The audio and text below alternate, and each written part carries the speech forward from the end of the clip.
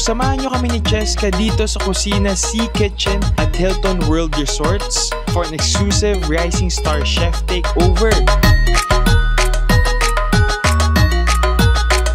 Mayroong 4 na chef ng luluto at titikman namin yan.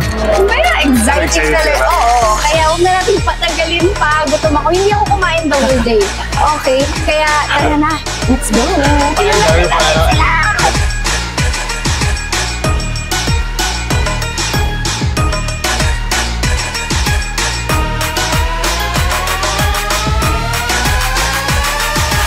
We're featuring 4 of the parang maangas na mga chefs. Wow. And I can see, kanina na maangas And then, nga. so all of them are popular. First is si Chef Ross Magnane. Kung sabi ni Gordon Ramsay lang naman na masarap yung Serai Sisig Tacos. So he runs Serai Melbourne, the number 1 Filipino restaurant in Melbourne. So he's presenting the tacos. Wow. Aaron Isip from Casa Palma is known for tupig. Pero ito sobrang sarap. Top with caviar, with tuna mascarpone. Elevated talaga. Oh, Monique has her version of the ensaymada kasi she's a well-known pastry chef in San Francisco. And then the last person is Filippo Turini. Filippo has been based in Siargao. He worked for the number 1 restaurant in the world and then started to base in Siargao, and he's presenting their signature dish, which is the roots kinilaw.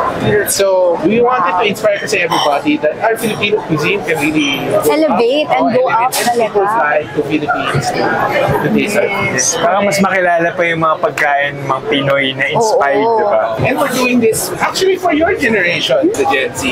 And we wanted to set the tone for the next 10 years. Wow.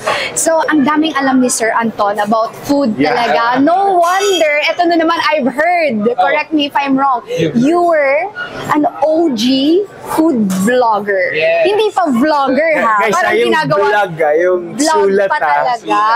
Oh, So we started in 2005. fine. 2005. And there's no social media, there's nothing. And we everything was print, so we tried to trailblaze the scene for digital. And now it's all digital now, diba? But it was really hard at the start, mga 2005. Curious ako, Sir Anton, like, paano kayo pumipili ng mga restaurant na fini-feature? Oo, sa vlog. Okay, kami, based on recommendation ng mga friends. Yun ang Okay. Word of mouth. Like, uy, masarap dito. Ever since, and until now, kasi word of mouth talaga yung pinaka-best. And I'm sure you guys also, kung may mga recommendations sila, di ba? I mean, it's very important. Yan nga, sabi nga nila sa mga restaurants, word of mouth ang best marketing strategy. Exactly. Kaya dapat masarap talaga yung pagkain na hinahanda. Kasi it spreads quickly talaga. Yes. Grabe, Sir Anton. Ako, super excited kami to actually experience more pa of this event. This is the state of Filipino cuisine, world-class Filipino cuisine, and beverage. Okay, hindi lang food. Okay, before we let you go, quick question. Isang tanong, isang sagot. What is your most favorite, top 1 favorite Filipino dish that you can eat for the rest of your life? Ano yun? Lechon, of course. Same! Same! Love them! Mga ka-ATM, ano sa inyo? Comment down below. Ayan, thank you so much, Sir Anton. Thank you po. Thank you po.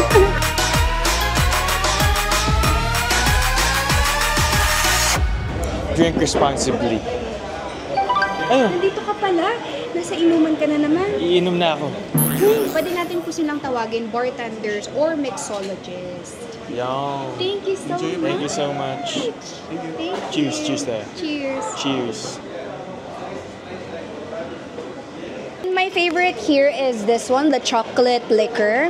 And this is really made here in the Philippines. Coconut from San Pablo, Laguna, chocolates from Davao, and coffee from 4 different regions here in the Philippines.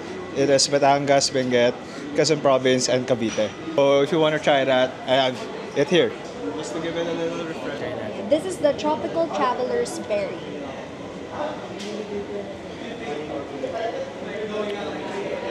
Wow, is it good? Oh my gosh, it's so good! O, diba? Napainom ulit si Bill. Hindi mo malalaman kung hindi mo susubukan. Magsa-start na ako sa aking buffet. Ayan, so dito tayo sa mga meat. Kasi mahilig talaga ako sa mga protein, ganon, carnivore. Unahin na natin tong grilled sausage. Mahilig ako mga ka-ATM sa sausage. Lalo na yung mga ganito, tingnan mo, parang ang sarap-sarap. Isang buong sausage yung kukunin ko. Paborito ko yan, mga ka-ATM. Bakit tumatawa sa likod ng camera? Bakit? Masarap to ah. Okay, eto. Ay, nandyan ka rin. Ay, sino to? Eto. Oh my goodness. Okay, let's get some of this. Guys, meat. Ito ba yun? Oo, I think ito yun. Kunin na natin to. Konti lang. Ayan. Diba? This is smoked Thor's hammer. Ah, kaya pala. Gulay din. Siyempre, kailangan natin ng potatoes. Grabe na nalaway ako, guys. Sarap. Carrots, just a bit of it, and then some bell pepper. Favorite ko nga ito eh. Sausage. Yeah.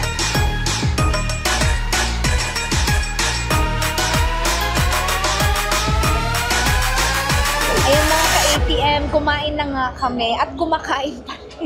At busog na ako, guys. Oo, sobra. Kasi aside sa mga 4 dishes, Yun nga, besides the the 4 4 dishes. dishes, ayan, Na- ng 4 na chefs. Ayun, na yung, eto, ensaymada, ceviche, Sisig tacos. sisig tacos, Tsaka ano yung- pa? Tufig. Yung tufig. Yung tufig. Aside from that, open din yung buffet nila. Yes. So sa 4 na chefs, 4 na pagkain nila, na present nila, ano yung pinakamarami mong nakain? Siyempre, yung pinakamarami kong nakain is yung ceviche. Ako din, ceviche. Naka-4 ako na bowl of ceviche. Kasi mahilig talaga ako sa mga kinilaw, ganon. Lesser yung chances of you being guilty with what you're eating. Sir. Ako siguro dahil favorite ko din yung sisig tacos kasi meron din akong childhood memory sa dish na yun. First time ko din makakain ng ganung klaseng dish na in-elevate. Isa yun talaga sa mga tumatak sa akin. Pero syempre, nag-try pa din ako ng mga ibang food na in-offer nila dito sa buffet nila. Kaya kita nyo naman sa amin ni Vin, sobrang nag-enjoy kami. Ma-appreciate nyo din yung mga stories behind every dish. At siguro baka ma-inspire din kayo na magluto. Yeah. Ayan, maraming salamat po sa International Manila Food Festival 2025. And of course, thank you so much to Motherland Productions and Newport World Resorts po for making this happen. Kusina Sea Kitchen at Hilton Manila for the love. Kaya ako naka-red dito. This is co-presented by GMA. Kaya maraming salamat for making this possible. This is Cheska Fausto. This is Vince Maristella. And this is ATM Adventure Taste Moment.